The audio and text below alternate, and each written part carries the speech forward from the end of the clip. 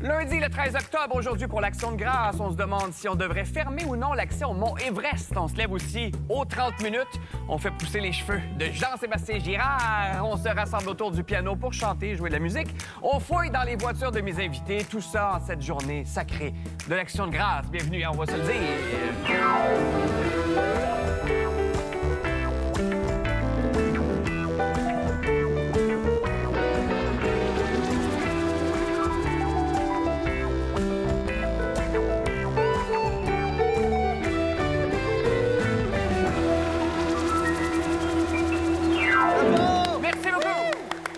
Vous êtes ici, puis c'est férié. Incroyable. Vous êtes payé temps double.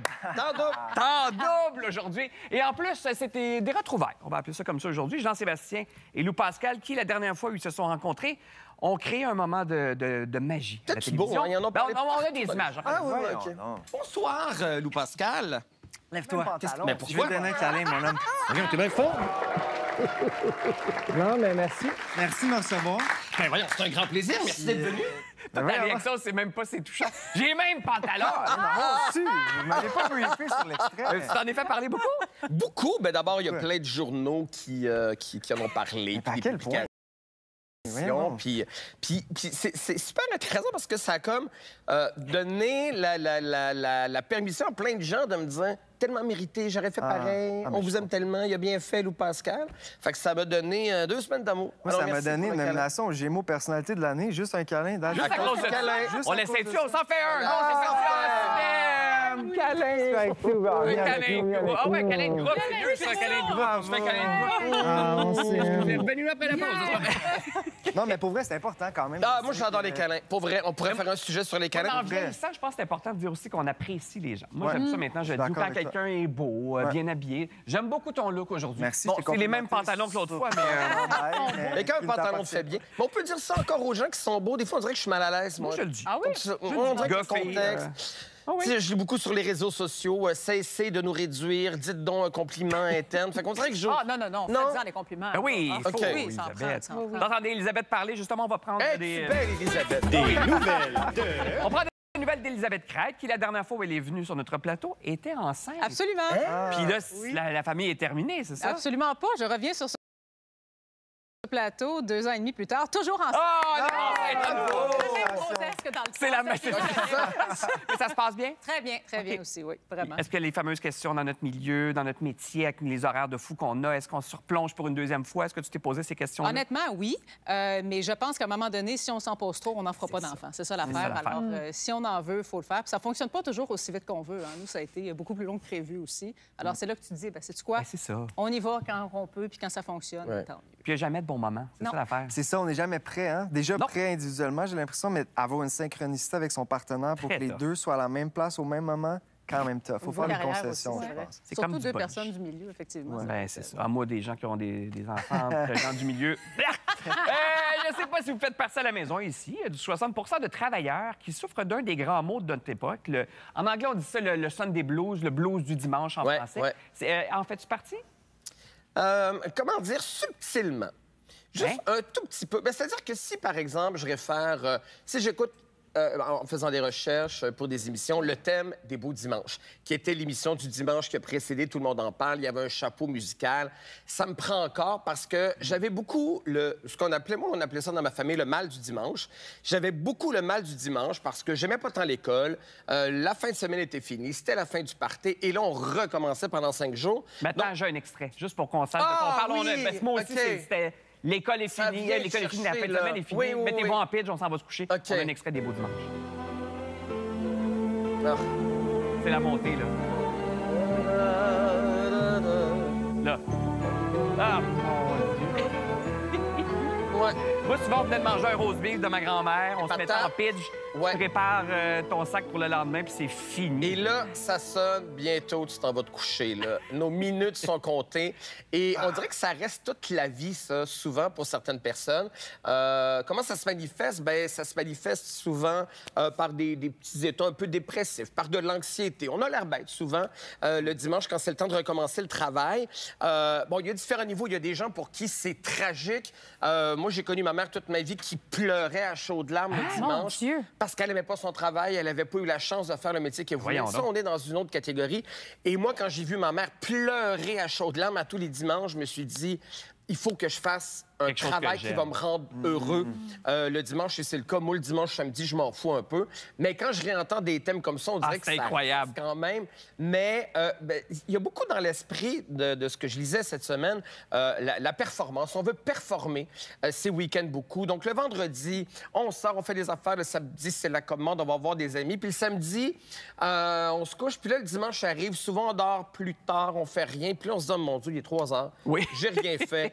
On est déjà rendu avec la semaine qui recommence. Et donc, l'impression de ne pas avoir performé sa fin de semaine participe au blues du dimanche. Imagine quand tu donnes des spectacles. Ben, Tu es sur la route. Est-ce qu'il y en a beaucoup le dimanche? Ben, moi, dans j'ai- quel état d'esprit le dimanche? Moi, le dimanche, j'accepte pas de spectacle généralement. C'est vrai? Oui, parce qu'à un moment donné, j'en faisais en début, là, quand tu es obligé. Mais maintenant, c'est ma seule journée de congé parce que le samedi, vendredi, généralement, il y a Ben oui. des spectacles plus importants. À moins que ça soit une grosse affaire, j'accepte rien puis je me repose. Toute la journée, c'est comme mon samedi un peu. Le dimanche soir, vers 8 h, je prépare mon lundi, puis après, je m'en vais me coucher. En même temps, vous n'avez pas... C'est pas un horaire typique. Donc, c'est que le oui. dimanche, existe-tu vraiment? C'est comme... Ben, moi, Les j'essaie semaines de le sont faire déconstruites. exister. Ben oui, vrai. c'est ça. Bien, j'essaie de le faire exister parce qu'à un moment donné, tu peux pas travailler à chaque jour. C'est clair. Tu sais, là, je t'ai rendu que je travaillais des 7 jours, puis j'étais trop fatiguée. Fait que je me suis dit, le dimanche, c'est congé. Et j'essaie vraiment d'avoir un horaire un peu plus Ouais. stable. Moi, je Est-ce que- cuisine le dimanche. Moi, c'est Je comme pense mon... aussi que mon- quand ben, t'aimes réellement, puis tu l'as c'est amorcé, ça. quand t'aimes réellement ce que tu fais aussi, on dirait que t'as hâte d'aller ben travailler. oui, comme Tu sais, toi, je pense t'haïs que- ça s'applique pas à toi, parce que t'haïs ce que tu Ça fais dans paraît la vraiment que je vie. déteste Ouais. ce que je fais. Mais je sais qu'il y a à peu près 60 personnes qui aiment ce qu'ils font dans la vie comme métier, mais il y a 20 Ben oui. qui sont passionnés. Ouais. Puis je pense que ça, on peut se C'est recouper. un grand privilège. C'est là où je veux en venir. C'est ça. Exact. Ouais. Vraiment pas tout le Ben monde. là, Elisabeth, maintenant, t'es maman. Fait que les dimanches, on dirait, prennent une toute autre dimension. Le C'est dimanche, beaucoup de la planification. C'est ça. Puis moi, je fonctionne très bien quand ma vie est planifiée, quand l'épicerie est faite, quand Ben je sais oui. qu'est-ce qu'on va manger cette semaine, puis que tu fais de la bouffe toi aussi. t'es Ben papa, oui. hein? Ah, Fait que- j'aime ça, là. Mais si c'est pas planifié, si je peux pas faire ça le dimanche, j'arrive le dimanche soir, puis j'ai rien de fait, c'est pas des beaux dimanches Il faut soirs. avoir C'est tout performé mêlé. un peu son week-end Oui. pour réduire un peu l'anxiété. Dernièrement, il y a eu plein de galas là, pour les gens qui travaillent en télé. Fait que là, j'ai fait mon épicerie le lundi soir. C'est quelque chose de plus bizarre. Là, j'étais tout Il n'y a mêlé. plus rien dans les épiceries. Ah, c'est ça. Tout Dans le est prêt à vide. manger, il n'y en a plus. Tout là. est... légumes pas beaux, là. Oui, c'est ça. Je m'en vais ailleurs. Teint pâle, cerne foncée, pommettes creusées. Et là, je parle pas de la face de Jean-Sébastien Girard après une soirée écoutée en rafale l'intégrale du Temps d'une paix. C'est bon. Mais plutôt de la nouvelle esthétique à la mode sur les tapis rouges. Il y a ça partout. Look que Cinéma arbore magnifiquement et qui aiderait à glorifier, paraîtrait-il, là, l'imperfection au lieu de la dissimuler. On essaie de plus se cacher. On l'expose. On appelle ça le Tired Girl Make-up. Ouais. C'est un Comme, est-ce que tu te maquillage, sens pas un maquillage? différent? Ben, je me sens- Regardez, ben, c'est déjà- beau. Oh! Moi, je suis déjà fatiguée aujourd'hui, fait que ça représente très bien mon visage, là. Mais je trouve que je suis pas avenante en ce moment. Tu sais, le monde va pas m'approcher dans la rue en faisant comme « Hey! Tu le portes très bien, puis je pense Ben que ça oui. prend je veux dire, là, on revient à la beauté physique, mais OK, déjà, d'abord, pour ceux qui ne savent pas c'est quoi, on s'entend que c'est justement d'aller un peu au sens inverse Oui. du principe même du maquillage. Je veux dire, Fatiguer quelqu'un avec le c'est de maquillage, le faire un rendre peu, c'est fatigué. de faire un peu, c'est ça, l'usage premier de ce qu'on utilise en 2025, du moins, qui est de cacher ses imperfections. Là, on vise un peu à mettre justement du mauve, du rouge, du brun, utiliser des palettes plus pâles pour comme atténuer son teint. Ouais. Je sais pas si je suis la meilleure personne ici pour en parler, étant donné que c'est un phénomène qui a été vraiment comme vraiment publicisé par TikTok. J'ai pas TikTok par la génération Z. Je ne suis pas dans la génération Z. Et Ah, moi, je suis des os aujourd'hui, viens dans tous les sujets. Je sais pas si on peut dire ça, nous autres. hein, Mais je sais pas si on peut dire ça, mais le pourquoi du comment, j'ai lu deux, trois articles à Ouais. gauche, à droite, puis la définition que j'aime le plus, c'est que c'est comme un espèce de mouvement féminin, un pied de nez à Oui. justement les codes de beauté, puis ce qu'on voit dans les publicités, puis ce qu'on voit justement dans les magazines aujourd'hui. Le classique teint basané, aucune cerne. Fait que c'est un peu comme un pied de nez à tout ça, puis c'est ce que je pense qui pourrait être un mouvement Oui. féministe que j'aime. Et c'est un peu dans la mouvance, pour moi, des vêtements. Tu sais, depuis peut-être 10 ans, là, le mou chic. Tu sais, Ouais. c'est un peu un pied de nez à il faut exposer notre silhouette, Ouais. notre poitrine et tout ça. La Puis COVID a exercé rien. maintenant, on s'habille en mou, il n'y a plus de silhouette. On L'esthétisme fait, bon, gothique aussi. Dans la fois que je Oui. suis ici, on en a parlé que c'était quelque chose qui revenait vraiment à la mode. Puis je pense que c'est Jenna Ortega, justement, puis c'est pas pour rien que c'est le visage de cet article-là qui l'a ramené avec la série de Tim Burton Wednesday, le mercredi. mercredi. Exact. Mais tu sais, les Rose Depp l'arborent souvent. Catherine Brunet, récemment au Gémeaux, de 1,25 qui était accompagnée d'Antoine Pilon. Les deux avaient ce look-là. Moi, je trouve ça vraiment cool. Je trouve que ça prend un certain courage dans la mesure où... Le ferais-tu? Bien, c'est ça que j'allais dire. Moi, je suis fatigué en ce moment beaucoup dans la vie. Et j'apprécie d'avoir un CCM avant de m'asseoir sur cette chaise-là. Ouais. Fait que de me dire qu'il faut comme... On peut l'accentuer encore plus à l'inverse. Ça prend un certain... Mais c'est le manque de sourcils qui rend la chose un peu plus fatiguée, je trouve. Ça, c'est dans l'ABC du Tired Girl Makeup. Faut pas avoir de sourcils ou faut le cacher un peu? Bien, je pense. Il y en a qui le font, il y en a qui le font pas. Là. Mais là, visiblement, moi, j'en ai pas beaucoup en ce moment. Tu as raison. Je pense Mais qu'il y a beaucoup de cas de femmes. Elles, Ça change le visage très bien, complètement. Jenna, elles sont tout petits en plus. C'est ça. Oui. Elisabeth, Mais- t'en penses quoi, toi? Bien, tu sais, je demeure quand même assez critique de la chose parce qu'on parle d'un très beau maquillage, là, ce qu'on voit à l'écran. Ben, c'est ça, Cinéma, c'est- en ce moment, si j'avais l'air de ça fatigué, moi, je serais la plus heureuse Et de du très monde. belles Oui, personnes, des c'est personnes jeunes aussi. Ça compte comme pas. C'est ça. Mais c'est quand même des beaux maquillages. là. C'est ça l'affaire. Oui, C'est très beau. Là. Ça donne le look effortless, mais Oui. c'est pas effortless. Non, non, là. pas Ça du tout. prend, C'est beaucoup de travail. D'où les nombreux TikTok. Là, Exact. Comme le fameux sans maquillage. C'est souvent des belles femmes qui ont parlent du de maquillage ça. quand même. C'est juste qu'ils n'ont pas de maquillage sur les yeux souvent, mais ils ont Ouais. du cache-cerne, ils ont quand même un beau teint. C'est Tu sais, ça. Quand on se lève un matin, on a des rougeurs, on a des boutons, Ben oui. on n'a pas de bronzer, pas de bronzant en fait sur les joues qui creusent, on n'a pas les pommettes rouges nécessairement. Une autre 3 boîte. fois qu'on vient me remettre du pinceau ici à cause de la rosacée. C'est pas vrai? T'as aussi la rosacée, moi aussi. Rosacée. Ça, la rosacée, toi aussi? Hey, on va s'en parler tantôt. Ah, Vous avez ça? Ah, moi, Des je suis crèmes parfait. pour Je ça. suis même pas maquillée. Je suis pas maquillée en ce moment. Moi aussi, je j'ai- fais de la j'ai- rosacée. On dirait que c'est comme T'en ça. fais? OK, mais on va parler. Ben, on a toujours des petites rougeurs au nez. Mais là, on parle de mode. Il y en a une qui est pas mal plus inquiétante. Ça, là, j'ai l'impression que ça vient, puis ça, c'est pas très... C'est un peu... c'est pas grand-chose, en fait. Mais en Pologne, écoutez ça. Quand, en gros, des hommes s'affichent dans la rue, ils traquent des femmes et ils ne ciblent, entre autres, que les tenues, les attitudes qu'ils jugent provocantes. C'est quand même quelque chose. Et là, ces gars-là portent des gilets jaunes comme une escouade et ils se font appeler la Sean Patrol. Ouais, la Sean Patrol. Qu'est-ce que c'est, ça? Écoute, on pourrait la traduire. C'est pas un terme qui est beau à dire à la télévision, là, mais si on traduisait la Ouais. Sean Patrol, ce serait la patrouille des salopes. Alors, ce sont des jeunes hommes qui vont aller dans des centres commerciaux, souvent ou dans des endroits publics, vont filmer des jeunes femmes à leur insu, souvent entre 13 et 17 ans, des jeunes femmes qui considèrent qu'elles portent des tenues provocantes. Ouais. Ils vont mettre ces vidéos-là sur les réseaux sociaux ou dans des groupes d'hommes un peu masculinistes, de jeunes hommes, et ils vont se mettre à juger la tenue, dire comment vous trouvez ça a ça pas de et bon tout ça. sens. Mais ça a parti d'une blague où c'était des enfants de 10 et 11 ans qui faisaient un peu ça sans comprendre vraiment ce que c'était. Parce qu'à 10 ans, tu ne comprends pas non plus tous les fondements des concepts. Et ça a été repris par des adolescents et des jeunes adultes. Et c'est là que c'est devenu vraiment toxique et très malsain. Et c'est là que c'est inquiétant. Tu dis Oui. des jeunes. Des C'est jeunes. pas des messieurs, là, des non, mononcles, non. là. C'est des jeunes. C'est pas répète Jean de Héroldi qui donne des cartons point mode. Contravention de style. On le répète de plus en plus comment les jeunes sont conservateurs de plus en plus, sont à droite. Et ça, c'est une manifestation. Oui, Ça, vraiment. beaucoup. Et il y a même des femmes dans Ils vont ces se- escouades-là. ouais. Ben, c'est parce que souvent, elles veulent échapper à la critique ou elles veulent pas paraître sur ces sites-là, parce que je vous rappelle, c'est filmé à leur insu, puis Ben oui, ils commencent sur des groupes de réseaux sociaux. Et il y a certaines femmes, que ce soit parce qu'elles y croient réellement ou parce qu'elles veulent échapper à ces vidéos-là, Pas de vont bon se sens. mettre du côté des Mais- hommes pour dire oui, oui, ça n'a pas de bon sens. Dans Est-ce que c'est l'article- illégal si je filme quelqu'un et puis que je la mets sur TikTok et Ben je fais non, comme c'est elle a l'air dépend des fou, bonnes elle a pas le questions. droit.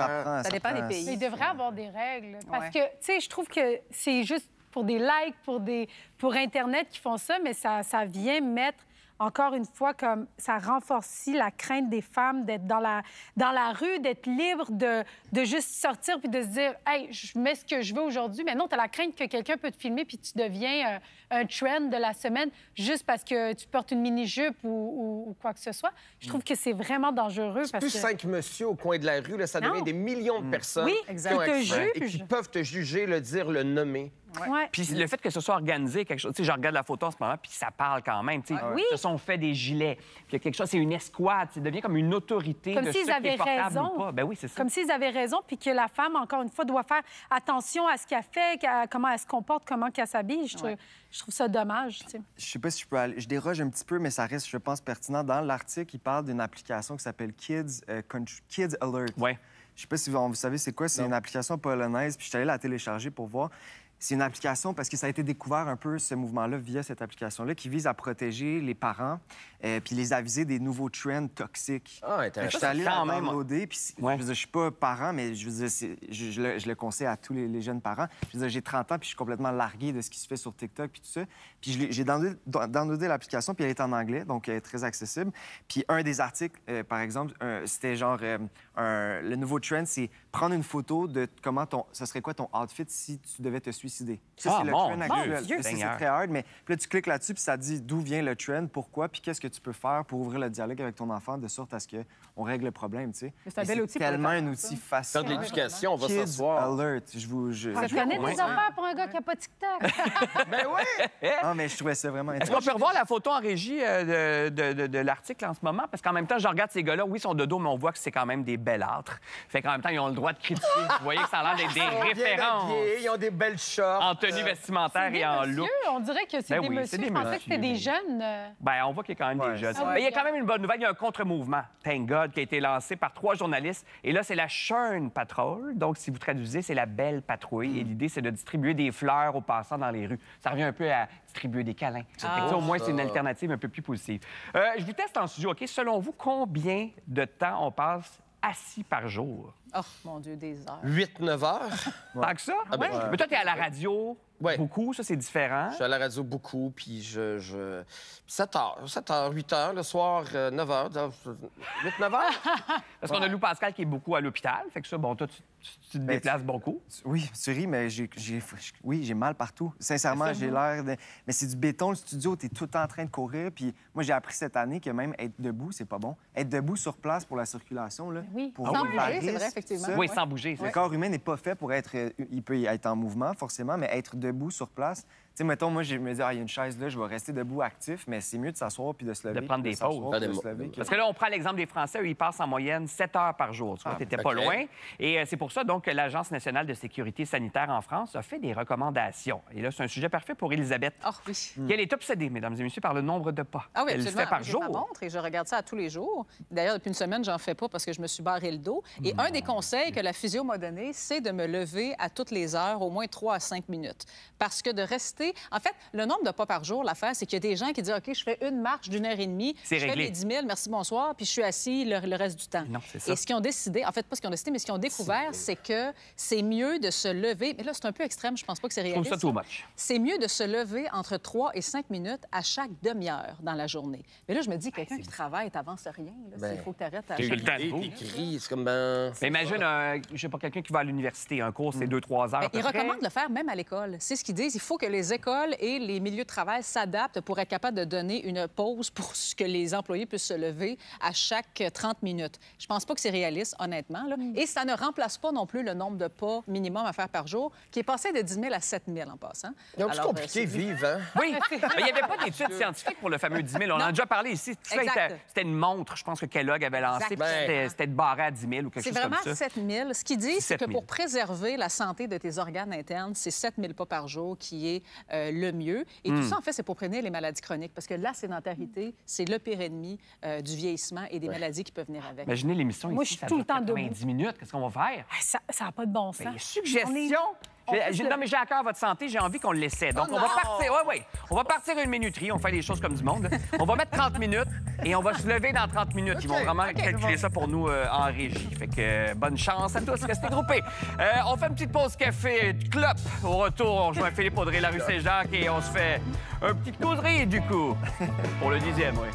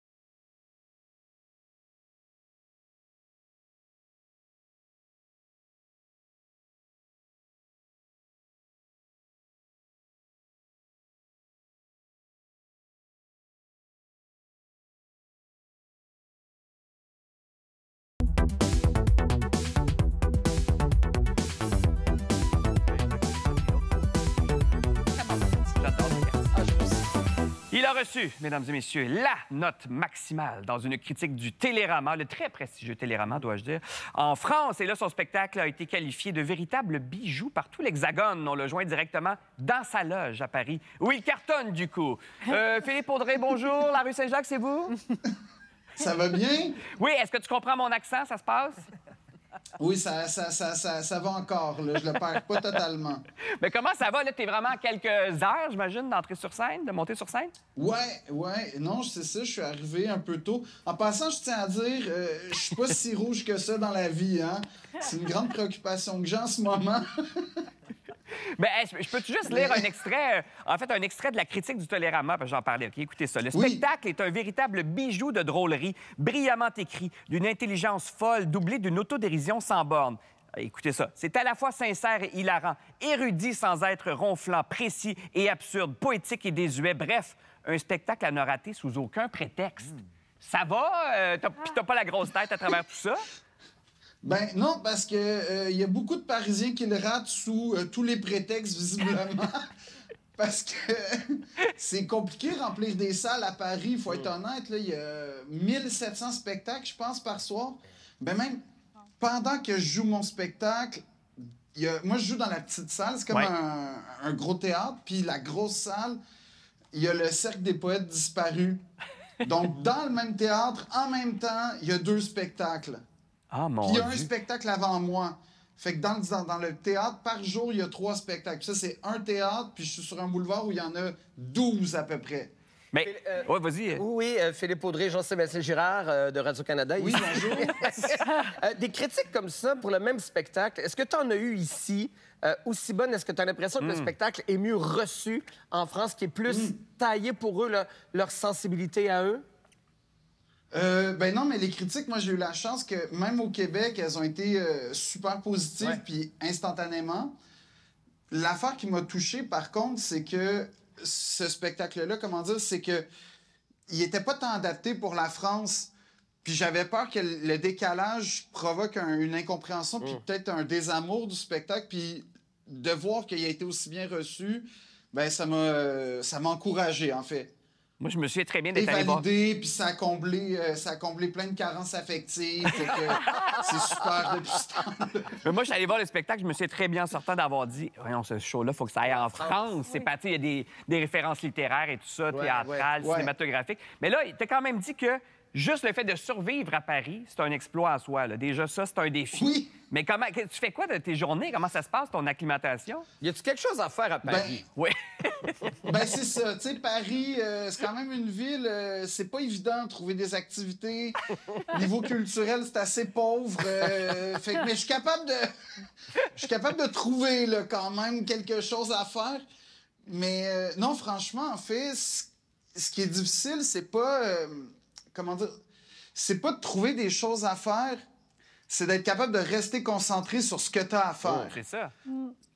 Parce que tu peux vite tomber en mode touriste. Puis moi, mon approche de Paris, ça a toujours été le tourisme. Puis là, je suis en mode travail. Fait que c'est de garder une rigueur, garder une espèce de rectitude, ma créativité, tout ça. C'est ça qui a été compliqué. Puis ça l'est encore. Mais j'essaie de transposer ma vie de Montréal à Paris. Et là, Fait que ça fonctionne. Ça, c'est compliqué. Oui. on va-tu faire comme Natacha Saint-Pierre? On va te perdre, Philippe Audrey-Larue?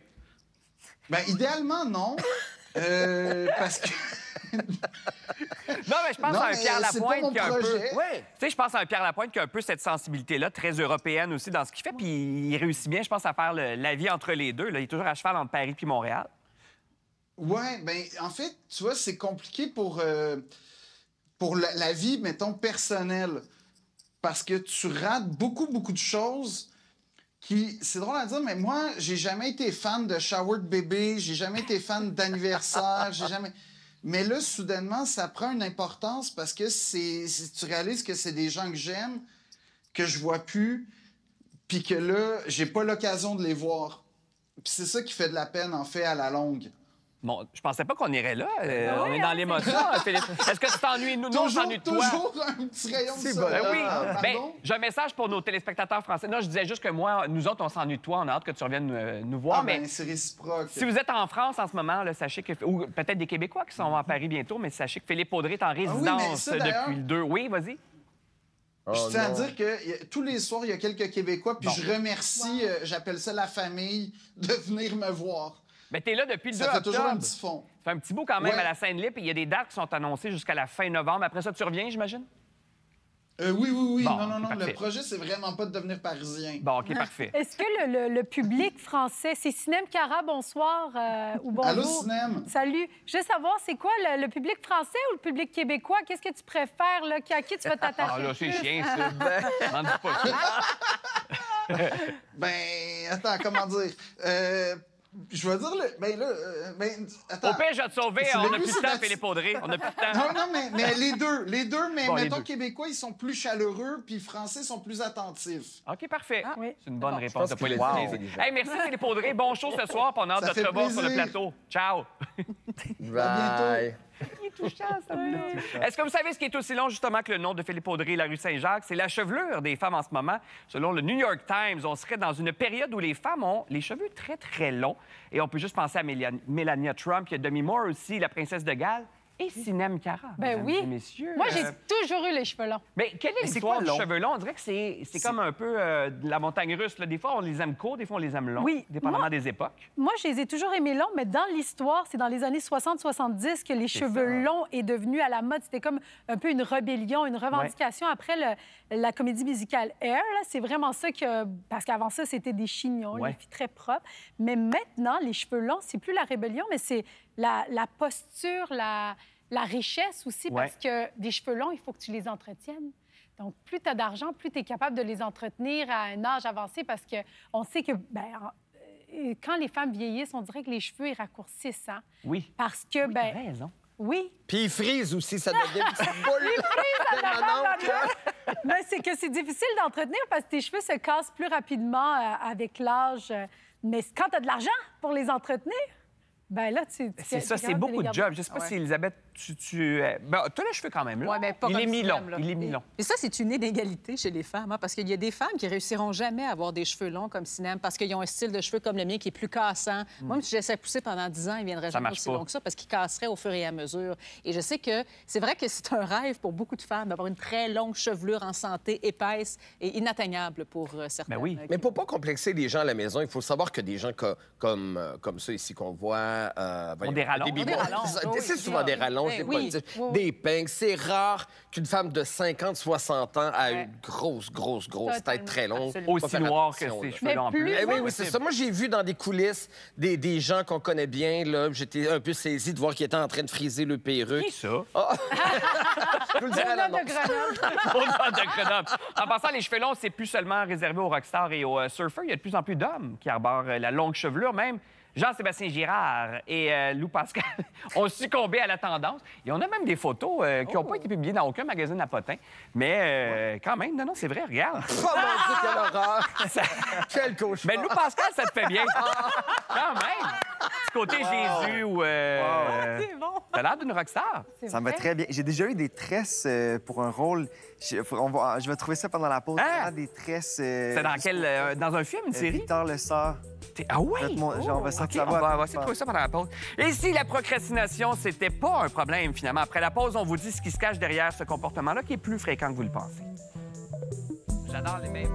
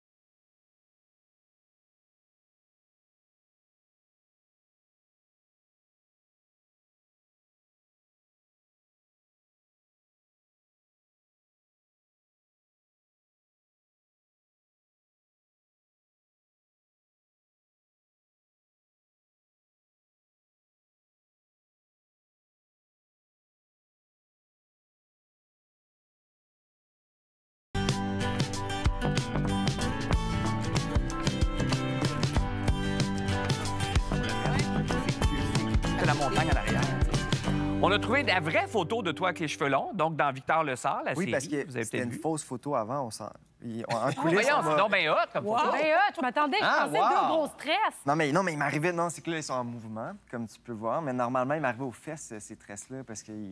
Ben, peut-être pas aux fesses, j'exagère. C'est à l'époque où... T'as pas tes cheveux naturellement. Non, mais c'est ça. Mais l'expérience, je suis allé sur Saint-Hubert, il y avait une place assez bien réputée pour justement les extensions. Ouais. Ricom, bref, une place comme ça. Puis je suis rentré là, je devais être dans les premiers blancs qui rentraient là pour avoir des tresses. Puis je choisissais ma couleur, puis il était comme...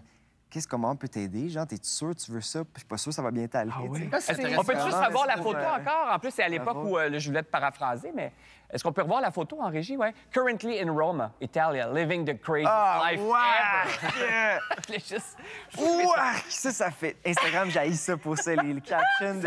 Ah oui, mais moi, j'en ressors des fois, ça n'a pas Living d'allure. the life. Living the craziest life ever. Là, là-dessus, j'ai tellement...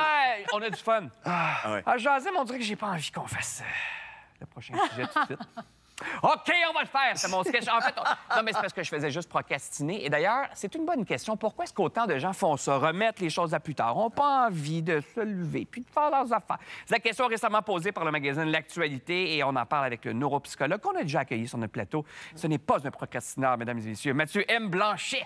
Bonjour, bonjour. Hey, applaudissements. Merci. C'est quoi la procrastination? Ben, Moi, j'appelle ça de la paresse, mais c'est peut-être pas juste ça. Ben non, c'est ça. La plupart des gens pensent que c'est des gens, je veux dire, lâches ou paresseux qui veulent pas le faire. pas ça. C'est pas ça. La procrastination, là, ben il y a deux grands types.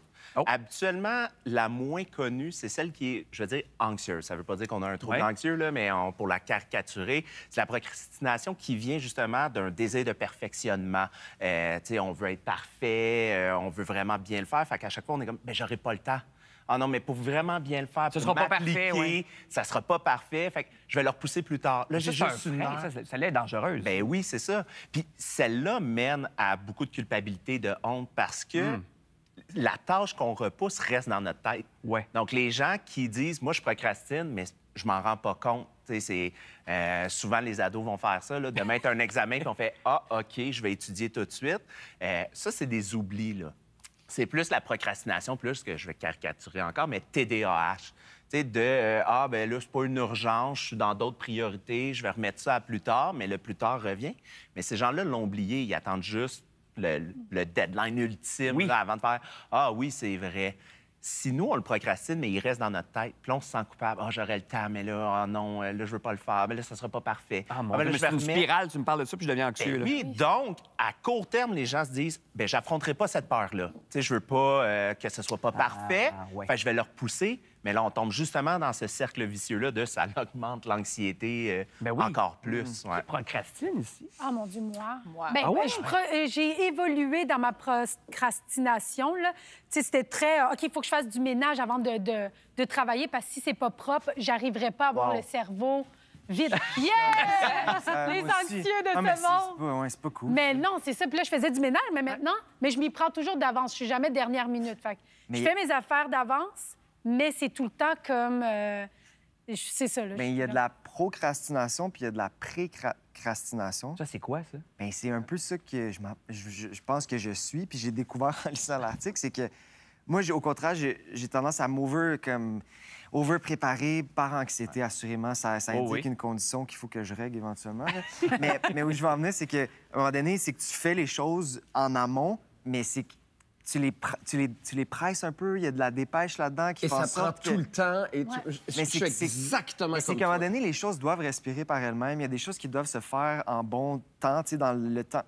Quand tu presses des affaires, des fois, tu botches, mais ton désir primaire est tellement pas de botcher. C'était pas ça, mais c'est c'était que tu le fais c'était parce que noble à tu la veux le base. faire. On fait quoi pour éviter tout ça, puis d'être dans la spirale d'anxiété, Ouais. justement? Ben, c'est super simple, là, mais en même temps, Ouais. Fais-le. dire- Ben, c'est ça, c'est ça. Le dire, c'est facile, mais le faire après, la mise en action est difficile, parce que Ouais. justement, souvent, ça vient d'un autre contexte, tu sais, d'une anxiété qui est peut-être plus grande, Ben oui. un manque d'organisation aussi. Mais souvent, on va dire, ben, décortiquer la tâche qu'on voit comme une grosse montagne, probablement qu'elle se fait pas en une seule fois ou en une seule reprise. Tu veux dire de Donc, décortiquer, disons, les étapes pour y la arriver? tâche à faire. Tu sais, tantôt, on disait, ben si Sinem veut se mettre à la tâche, elle n'a pas besoin de passer la balayeuse, ranger. Après, juste ranger une affaire, se mettre à la tâche, passer la balayeuse plus tard. Donc, le ménage peut être décortiqué à ce moment-là. Donc, si on a un gros travail à faire ou juste, moi, préparer ma chronique, bien, je ne l'ai pas faite une seule fois. Tu sais, c'est meilleur puis c'est mieux. C'est un travail de 3 mois, tu me disais. Ben oui, moi, ça fait 2 ans qu'on m'a cédulé pour aujourd'hui. Est-ce que ça revient pas un peu à ce qu'on disait tantôt à propos du mal du dimanche? Ouais. Quand on aime faire les choses qu'on fait, c'est moins intéressant de procrastiner. Moi, j'ai l'impression que j'aime tout ce que je fais. Ben oui. J'aime mon travail. J'ai hâte d'aller écrire une chronique, même si c'est dû pour dans 3 semaines. Toi, tu dois pas être... Non, toi, tu dois pas procrastiner. C'est vrai que je t'imagine pas de même Je suis pas. jamais dans la procrastination, mais je suis comme Lou Pascal, je suis d'avance. Moi, j'ai déjà ma liste de cadeaux de Noël. J'ai commandé mon sapin. Il va être livré le 8 par un petit casse-noisette. Tu viens de déménager, en plus. Je viens On de en parlait pendant la déménager. pause. J'ai déménagé il y a 48 heures et il y a presque plus de traces d'un Ça déménagement. ressemble à chez nous. Oui, mais moi Il aussi, je suis comme il ça. reste plus là. de boîte, il reste plus rien. Ouais. Moi aussi, je suis rapide dans ce que je fais, mais j'ai pas toujours été comme ça. J'ai évolué avec le temps, puis je me suis donné des trucs parce que je suis TDAH aussi. Fait que j'étais un peu perdue dans tout ça, mais avec le temps, maintenant, je suis super organisée. Mais j'ai besoin de Mais comment on fait pour évoluer? Ça relève aussi de l'anxiété. Ben oui. Parce que c'est complètement j'ai l'impression ça. d'être en contrôle. Si je suis une journée, Exact. je fais rien, j'ai l'impression que j'ai pas été proactif, ma journée a servi à rien. Quand je me lève tôt, j'écris, je prépare une entrevue, je redécore ma salle de bain. Je suis bien dans ma peau parce que j'ai été en action, j'ai pris le contrôle, j'ai avancé. Puis on est Mais fiers tout le temps aussi. besoin. Ben Quand oui, tu as une liste ben oui. de choses à faire puis elle Ouais, est mais complétée, il y a une Je me trouve fierté. sale mais quand je procrastine. c'est qu'à un moment donné, tu t'étourdis toi-même. Mais totalement. Mais c'est Ça que t'arrête jamais. où je trouve que c'est nocif, puis moi, c'est une des choses que je veux travailler dans ma vie, c'est que je suis toujours dans la mouvance et j'aime ça parce que je travaille dans ma passion et tout ça. Mais quand tu es un mardi, mercredi, puis là, tu travailles pas, Tu te sens mal de pas tu le te sens mal. Mais pourquoi, quand tu es au neutre, alors que tu pourrais en profiter pour te reposer ou te divertir avec des loisirs, tu te sens mal de ne pas que tu continuer à continues. avancer? Mais comment on fait Et là- pour évoluer? Ben Parce voilà. que, tu sais, Ben oui, c'est de oui, l'anxiété, décortiquer moi, la tâche et tout ça, mais Ouais. disons qu'on veut se soigner, entre gros guillemets, de ça. On fait quoi? La routine va aider ou sinon, c'est adresser cette anxiété-là. Tu sais, tolérer que ça soit pas parfait. Donc, que la chronique soit pas parfaite, puis tolérer aussi qu'on n'a rien à faire. Tu sais, il y en a Ça, des c'est dur, journées. ouais. Oui, mais notre cerveau, c'est ce qui est drôle, là, mais c'est un peu champ gauche, mais quand on tombe dans la lune, là, c'est que notre cerveau revient à son état de base. Notre état de base devrait être comme un peu lunatique, rien faire. Ça demande énormément d'énergie, donc de travailler, de lire des choses, de s'appliquer. Fait qu'il faut permettre aussi, à un moment donné, ça. Puis la procrastination, bien, c'est l'envers de ce qu'on parlait tout à l'heure, là, de C'est tout comme vouloir un contrôler. bouton reset, c'est ça, Oui. un peu? OK, Puis on est revient à bien zéro. dans la Lune, c'est intéressant. Tu sais, des fois, on parle à quelqu'un, on est dans la Lune, fait comme Allô, oui, je t'entends. Ah! Ah non. C'est faut se lever. 30 minutes, faut se lever, mais ça va être pour aller à la pause. Merci, Mathieu. Hey, plaisir. Arrêtez de procrastiner à la maison. Est-ce qu'il devrait y avoir une limite à vouloir dépasser ces limites? On parle d'expédition très dangereuse dans quelques minutes. Ça compte-tu si on danse? Hey, mais Oh, tu peux danser, il faut juste que tu marches. ben, de se lever. Ouais, j'adore. Moi, je suis tranquille. Je préfère danser que juste marcher.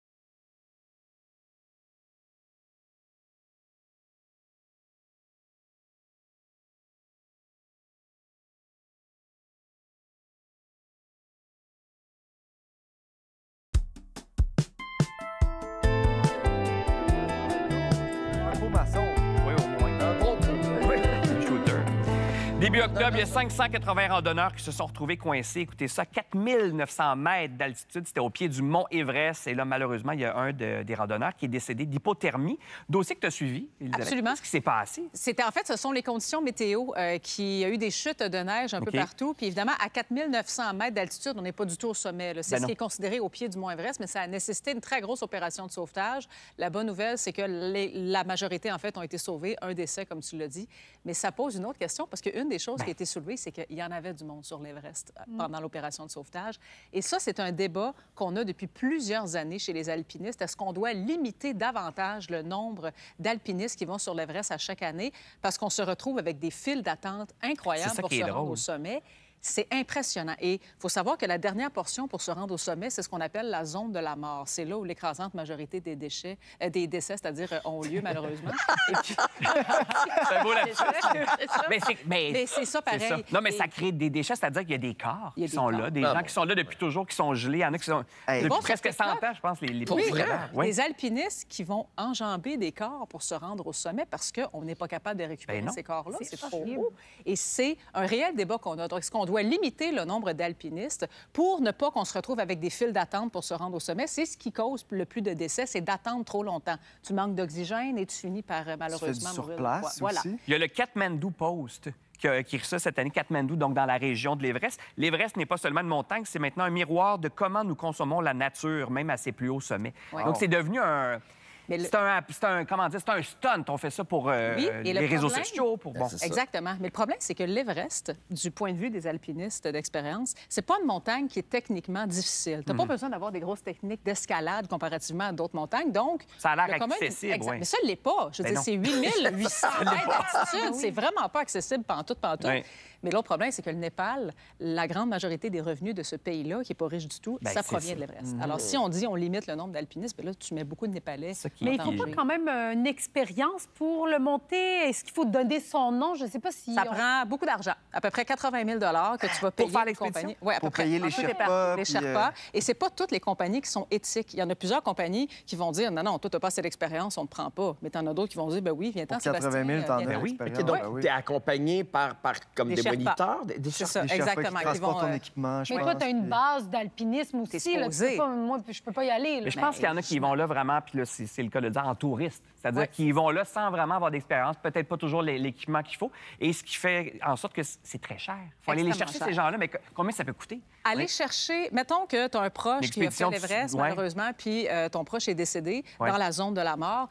Il faut que tu engages une compagnie privée pour aller chercher le corps. Ça va coûter entre 10 000 et quelques dizaines de milliers de dollars sans aucune garantie qu'ils vont être capables de le ramener. Ben non, c'est ça. Alors, il faut que tu sois prêt à payer ça. Et c'est pour ça qu'il y a autant de corps présentement sur l'Everest. Les familles n'ont pas les moyens de payer pour mon Dieu! Il faut reconnaître c'est qui aussi, là, j'imagine. C'est dangereux aussi. Puis en plus, c'est les conditions pour se rendre là. Donc, c'est des Sherpas qui vont les chercher. Oui, des yaks. Oui, il faut qu'ils se mettent à deux, trois, là, parce qu'y aller tout seul, te transporter toi-même jusqu'au sommet, c'est extrêmement difficile. Là, il faut que tu ramènes un corps. Fait que ça prend 2, 3, 4 personnes. C'est pour ça que ça coûte aussi cher. Et s'ils n'ont pas été capables à cause des conditions, bien, ils reviennent en bas. Désolé, on n'a pas pu ramener votre proche, puis vous venez de perdre 30 000 là. Parce que là, même en France, on est en train de se demander, il y a évidemment les Alpes, mais il y a beaucoup de montagnes comme ça où on peut monter sans nécessairement avoir beaucoup d'expérience. Et là, on est en train de se dire, est-ce qu'on ne devrait pas faire payer les gens s'il y a expédition de survie à y avoir, ça? Ce qui est peut-être pas fou. Oui.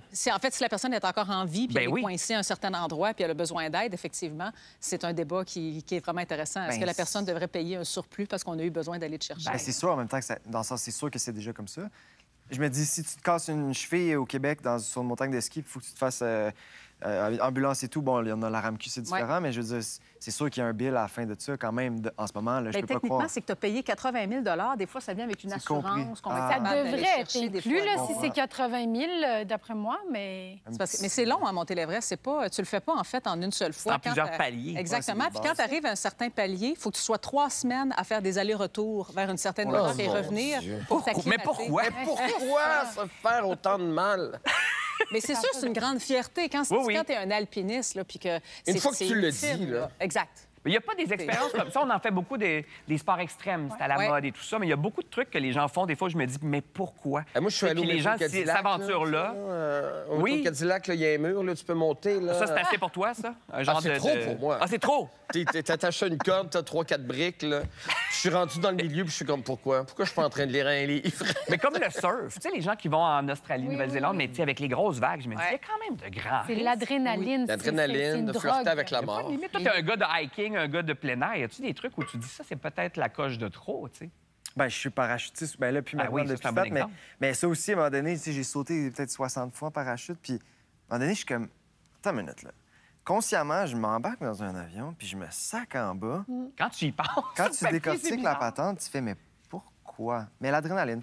Mais à un moment donné, tu t'acclimates fort, à tout, hein, le corps humain. Ouais. Fait que c'est pour ça que tu pousses la limite. Tu sais, après 60 fois, je te garantis que j'ai plus le cœur qui me. tu sais, C'est comme de prendre le métro. je suis Là. capable je suis capable de tomber dans ma tête en chute libre à 200 km/h dans un nuage puis de me dire ouais, demain, il faut quand même que je sorte les poubelles. Puis là, tu fais, oh, mais là, la limite est là, tu sais, dans le sens.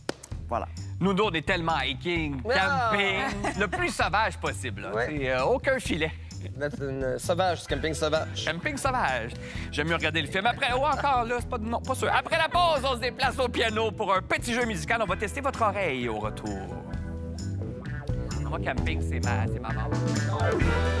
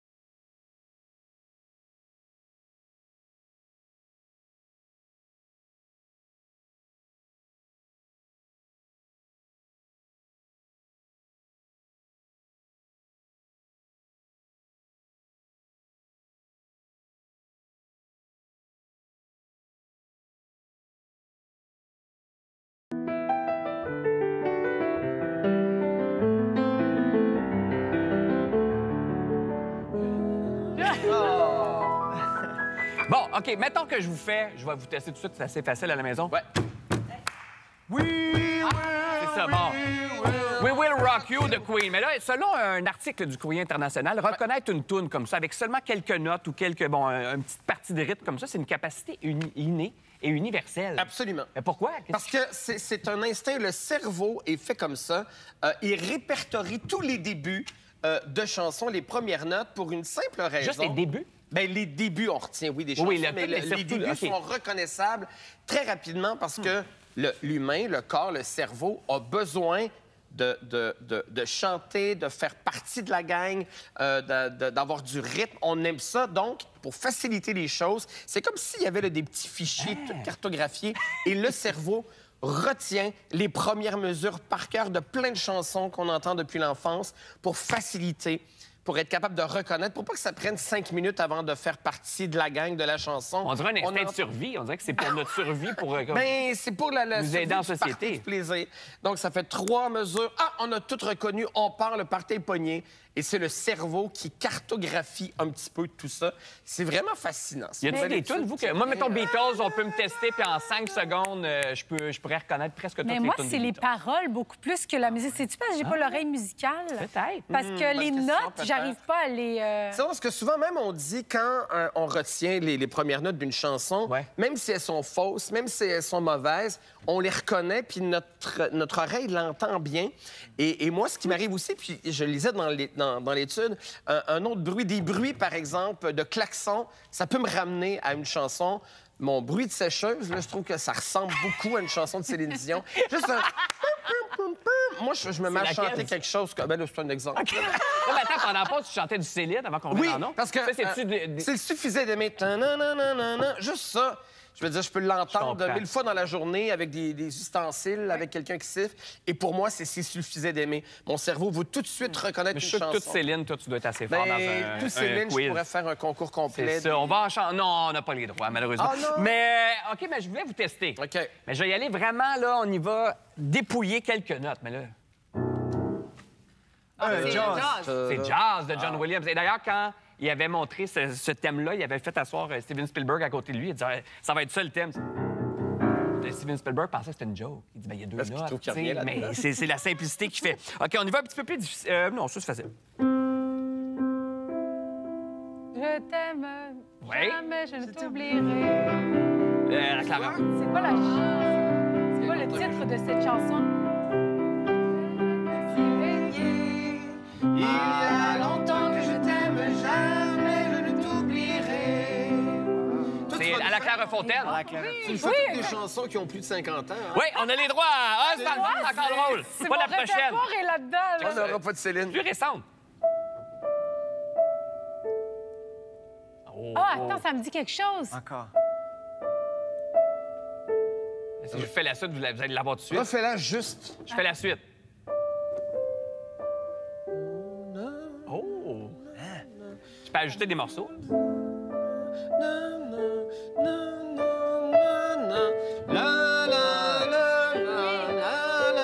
Étoile filante. Oui. Ah. On a les droits? Si je m'arrête un instant pour te parler de ma vie, je constate... Non, c'est pas juste deuxième couplet, ça? Oui. Ben oui, les étoiles filantes. Ça, c'en est une quand même qu'on reconnaît assez facilement. Et là, j'y vais, mais vraiment... Niché. Non, c'est parce que c'est facile à reconnaître. Attends, je vais y aller vraiment. Toi, tu vas l'avoir, ça. Oh! Ah, j'ai rajouté une note.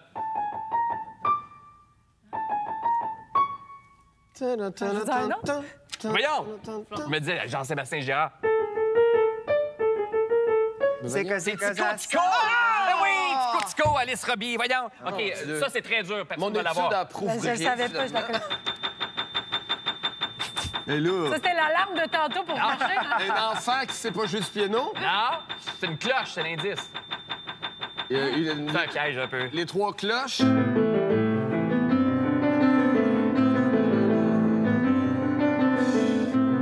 le train. Ah oui, ben oui, mais là... La cloche qu'on entend, c'est... Ben oui, ding, ding, ding, ding, ding. OK. De vilain pingouin. Là, bon, moi, l'équipe, ils m'ont dit, ils vont le savoir tout de suite. Moi, j'aurais pas su, puis pourtant, je suis fan de... C'est un artiste québécois. OK. Ah, Richard Desjardins. OK. Tu m'aimes-tu? C'est un nom, ça? Ben, c'est le même. C'est Tu m'aimes-tu? De Richard Desjardins. Non. OK, une dernière. Non! C'est en lien avec la journée. Attends, je vais y aller. OK.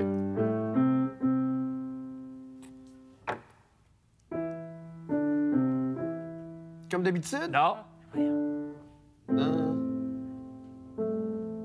C'est-tu Céline? Amazing Grace! Ouais! C'est bon! Je pensais que c'était Titanic. Amazing Grace, l'amour toujours. Tu es l'amour qui vient toujours. L'amour toujours. On l'a fait.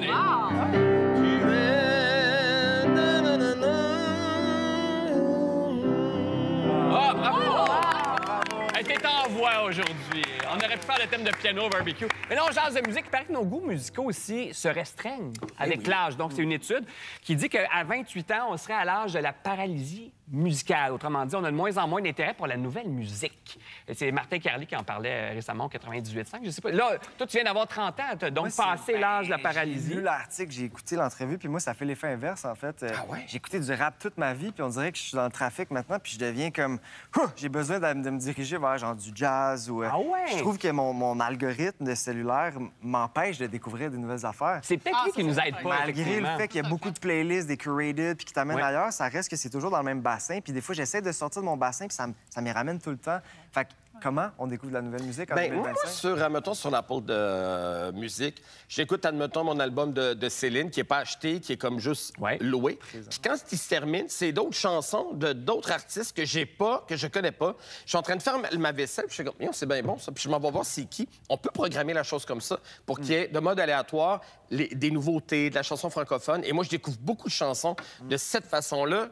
Que ça Mais c'est que ça demeure dans le bassin, ça demeure dans le même esthétisme, dans les mêmes... Ah oui, j'aurais pas de Ce que je veux dire, c'est de avec mon changer de Céline Dion. style, c'est difficile. On est trop vieux pour changer Mais de ce qui est style. difficile là-dedans, c'est que, tu sais, quand il y a un nouvel album qui sort d'un artiste, on dit toujours que ça prend plusieurs écoutes pour aimer la c'est chanson. vrai. Ça prend du temps, ça. C'est un investissement qu'il y a plusieurs personnes qui sont pas prêtes à faire. Parce que c'est Moi, tu plus vois, Taylor, j'ai confortable abandonné d'aller pour ça. Après 3 écoutes, on dirait que ça Ça fonctionne venait toujours pas, pas, puis il là, paraît que c'est ça ira pas mieux Moi, après 100 25 écoutes. écoutes, je fais pas ça. Mais toi, est-ce que tu en découvres de la nouvelle musique en vieillissant? Ou... Ouais. Souvent, Je il pense paraît que que ce c'est- sont les genres. Oui, des fois, on en découvre la nouvelle, des nouvelles tunes et tout ça, mais disons qu'on est très rock ou on est très jazz, on va rester quand même un peu dans la même talle. Bien, c'est pour ça, puis c'est pour ça que je trouve que la radio musicale est encore pertinente pour ça, parce que des fois, c'est comme ça que tu vas découvrir un nouvel artiste. Tu es obligatoirement exposé, parce que tu es dans ta voiture puis tu écoutes la radio, par exemple. Alors, ça a toute sa pertinence pour moi, parce que par nous-mêmes, c'est pas des démarches qu'on va nécessairement toujours faire. Hey, moi, Ça prend un effort. Écoutez ici, musique. moi, je suis restée là, Évidemment pognée. corporate. Ah, mais oui, mais c'est vrai. Mais c'est vrai. Moi, je suis restée pognée là, sur Boom Desjardins, puis j'ai jamais décroché. Oh non! Moi, là, j'écoute c'est juste bon, des c'est vieilles bon, tunes. Je suis vraiment comme... Puis mes amis font « Ouais, t'écoutes pas de musique. » Moi, je peux faire Montréal, Québec sans écouter de musique. Dans le silence. Comme Sauf du Boom ça. Desjardins. Impossible. Sauf Boom Desjardins, Danny Bédard.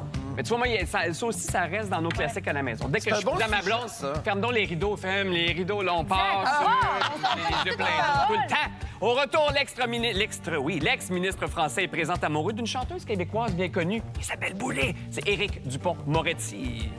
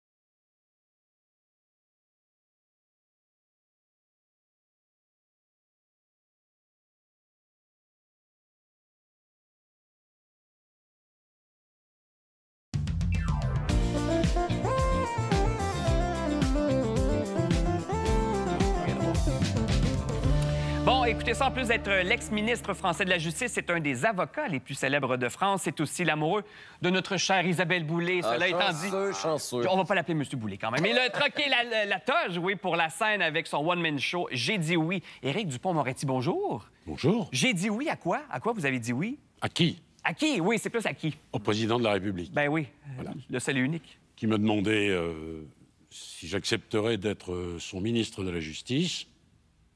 Et j'ai dit oui. Petit mandat comme ça. Puis votre mère qui vous appelle tout de suite pour dire « Mais qui va faire ta lessive? » Réaction de mère. Avant l'annonce officielle. Ben oui, évidemment. Bon, ma maman, c'est une vieille dame aujourd'hui. Elle a près de 90 ans. Puis pour pas trop la bousculer, je lui avais pas parlé de tout ça. Mais à un moment, il faut quand même que je l'informe. Donc je l'appelle avant l'annonce officielle, hein, pour lui dire « Maman, je pense que je vais devenir ministre. Enfin, je vais devenir ministre, j'y vais. » Oui, par étapes. Piano, piano. Et elle me dit « Mais gamin, qui est-ce qui va laver ton linge ?» Bon. Et en fait, elle se raccroche à un monde qui est le sien, qui a été le mien aussi. Et elle se rassure comme ça. Et qui fait votre lessive, Oui. finalement? C'est une bonne question. Ben là, il n'est plus ministre. Il a été Non. 2020-2024. Là, j'ai une machine à laver. Vous savez ça. Je sais m'en servir, coton, pas coton, les températures. Bon. Mais il faut parler de ce spectacle-là qui n'est pas, comment dire, est-ce que c'est un règlement de compte? C'est parce que vous parlez vraiment des dessous de tout ça, de comment vous êtes devenu ministre, des dessous de ce que c'est que d'être à l'Assemblée nationale, de côtoyer d'autres ministres, de se frapper à cette institution-là qui a l'air immuable. C'est comme un grand bateau, finalement. Ouais. Donc, est-ce que c'est un règlement de compte? C'est un... Alors, il y a une petite partie règlement de compte. Oui. C'est une petite partie. Oui. C'est le procès scandaleux qui m'a été intenté, dont je suis sorti avec un acquittement, d'ailleurs. Mais voilà, je suis heureux de dire ma vérité, enfin. Donc, il y a quelques magistrats qui sont visés, quelques journalistes, nommés, évidemment. Ah oui, sinon, absolument. Sinon, ça n'a aucun intérêt, il faut dire les choses. Non, et puis, il y a tout l'aspect découverte. Qu'est-ce que c'est qu'être un ministre? Les gens, ils ne le savent pas, en réalité. Qu'est-ce que ça représente en termes de temps, d'investissement, de salaire? Qu'est-ce que c'est que découvrir le Parlement quand, comme moi, on vient de la société civile, les autres collègues, etc., etc. Ouais. Et donc, c'est à la fois pédagogique et puis une réflexion sur le pourquoi de la détestation entre les politiques et le peuple. Ouais. Et ça n'est pas propre à la France. Alors la France, c'est partout. Bon, la France est particulière, c'est un peuple régicide. Hein. Ils ont envie de tuer le roi. Bon. Ils râlent beaucoup, on va le dire comme ça. Hein. C'est une réputation qu'ont les Français, et puis elle n'est pas usurpée.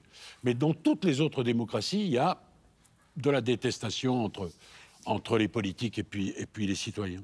Vous savez que j'ai ça pour vous ici. Potin de star. Là, quelqu'un ici a déjà dormi dans votre lit, sur le plateau. Et c'est Lou Pascal qui a déjà dormi dans votre lit. Ouais. Est-ce qu'on peut savoir pourquoi? Vous êtes au courant, j'espère? Moi, je sais pourquoi.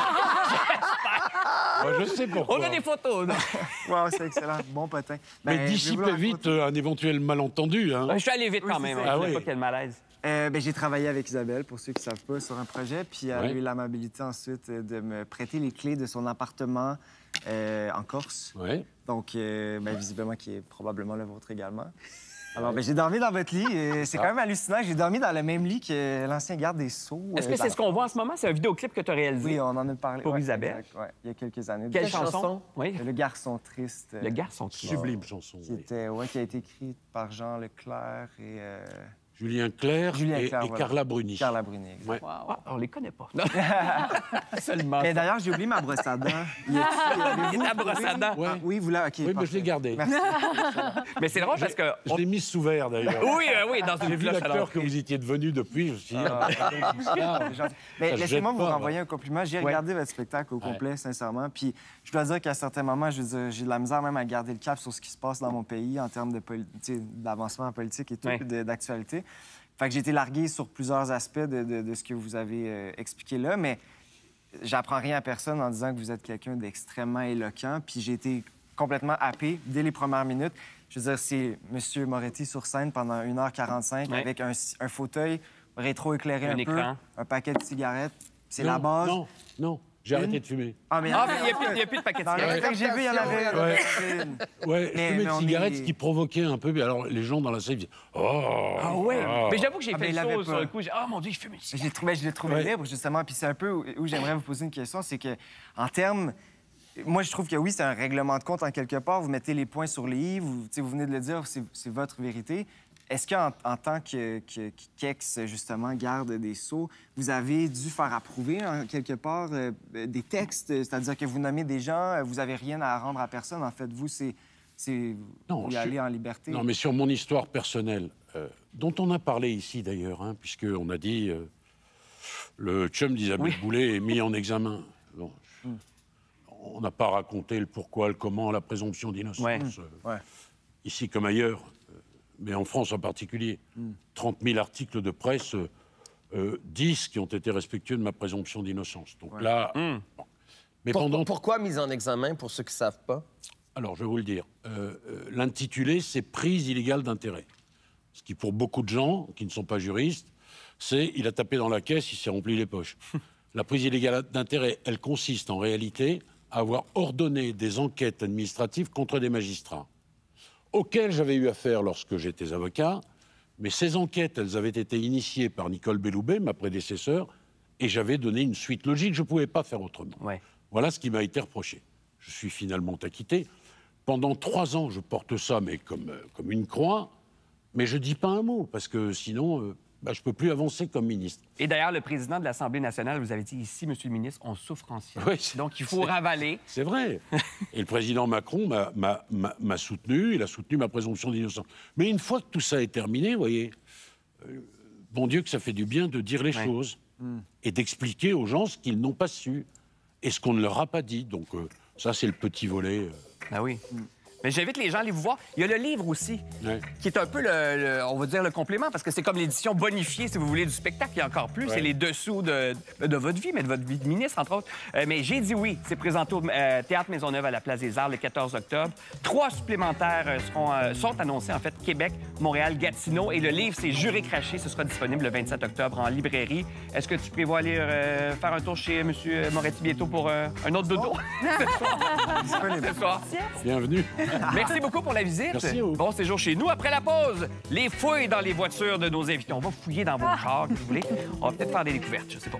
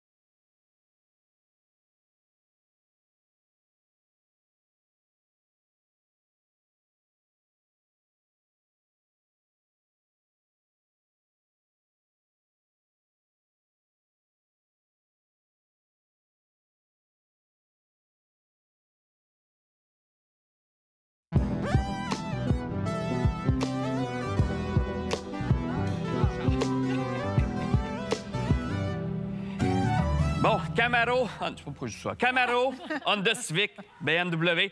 Non, mais on sait que... non, voyons, ça finit plus. Bon, on sait que votre voiture, là, ça peut en dire long sur nous, mais pas autant que l'intérieur de votre... Ah, bon, merci, on peut se rasseoir. Voilà. Pas autant que l'intérieur de votre voiture. C'est une enquête relayée dans le Telegraph qui nous dit ça. La plupart des gens nettoient leur voiture tous les 2 ou 3 mois, mais il y en a 6 de ces gens-là qui disent jamais. Ben moi, j'avoue que c'est 2-3 mois, peut-être. On dirait que j'ai pas le temps de faire ça. Mais avant de... Premièrement, avant qu'on voit vos photos, parce qu'on est allé espionner dans vos voitures, est-ce que vos voitures sont le reflet de qui vous êtes? Oui. L'intérieur des voitures, tu veux dire? Ou la voiture même? L'intérieur. Oui, t'as raison. Mais là, mettons l'intérieur. Ah oui. Ben moi, je trouve que c'est pas clair. Dans le sens où, moi, ma voiture me définit des fois, mais des fois, non. Ça dépend des saisons, ça dépend. Moi, je trouve que c'est... De comment on est occupé, des fois aussi. Oui, exactement. Ouais. Parce que là, en ce moment, je trouve que ça représente pas ma personne, ma voiture.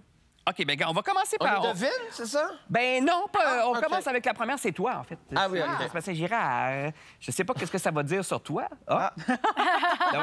Moi, c'est du linge. Ouais. C'est tout le temps des vêtements. Tu sais, tu fais une émission, puis là, tu achètes des vêtements, tu les gardes, puis là, tu les laisses là. Puis j'ai pas ta poche de linge sale, ton... Non! OK. Puis là, je me dis, quand j'arrive chez moi, il faudrait bien que je rentre mon linge. Puis je fais, demain, trop fatigué. J'ai du linge de bonsoir là-dedans. J'ai du linge de... OK. Mais c'est propre, par exemple. Oui, c'est propre. Bien, ça a l'air. Ah, mais c'est très propre. Ouais. C'est propre, c'est rangé, Mais comment donc ton appartement où tu viens d'emménager est spécial? T'as raison. Et là, tu montes ça, moi, non, mais ça, c'est des vêtements propres, puis tout est propre, là. Moi, c'est l'endroit où je botche mon auto. Je sais pas si Elisabeth botche, parce que le derrière, je le vois pas, tu sais. Ah, OK, c'est ça. On a Elisabeth. Attends, on va voir qu'est-ce que c'est. Ah, c'est bien, c'est propre, ça. Mais regarde, il y a 2 sacs qui traînent sur mon sac passager. À droite, là, la photo à droite, ça, c'est le côté passager. Puis il y a mon café de ce matin. Il va y avoir 2 bandes bébés. Oui, c'est ça, exact. Mais les sacs qui sont là, c'est du linge qu'il faut que j'aille retourner, puis je suis pas capable parce que Post Canada est en grève. Le café, moi, ça m'intéresse beaucoup. Oui. Ça fait combien de temps? C'est le café ce matin. C'est ce matin. Oui, c'est ce matin, voilà. Sinem, on va voir si c'est pas clair. Mais toi, t'es en tournée beaucoup, fait que j'imagine... Ça ressemble-tu à un char de quelqu'un qui est en tournée? Ben... Attends une minute, t'es comme... Attends. Ouais. T'es comme T'as encore tes pelles de neige? Oui, mais c'est parce que là, il faut savoir que ça, c'était dans mon coffre, là, Mais ça, j'ai mis quelque chose dans mon coffre, donc j'ai dû le mettre en avant et je ne l'ai pas déplacé depuis. J'ai mes Crocs qui sont là. J'ai la même pelle que toi. C'est du chasse-moustique? Oui, j'ai du chasse-moustique parce que je sais plus où j'étais allée, où il y avait des moustiques. Je le prends tout le temps. J'ai peur des bébites. J'aime pas ça. Est-ce qu'il y a un Gatorade? T'as un Gatorade? Oui, rouge. Donc, t'as pris une bonne tassière? C'est des plans de rénovation, ça? Oui. Ça, c'est une affaire Ikea parce que j'ai fait ma cuisine Ikea, puis j'ai encore le dossier. C'est donc intéressant comme juste. Oui, on dirait qu'on découvre beaucoup. Ben, Lou Pascal, on va voir, parce que moi, je sais que tu nous disais être maniaque de la propreté. Ah, mais Lou! Une pub de chat. Ben oui, c'est vrai. T'as pris ça sur Google, c'est pas à toi, ça. Ah non, mais je veux rien à dire à propos de ça. Non, mais c'est pas... Il est fort. Ma blonde, elle me dit toujours que j'ai l'air d'habiter dans un musée, puis...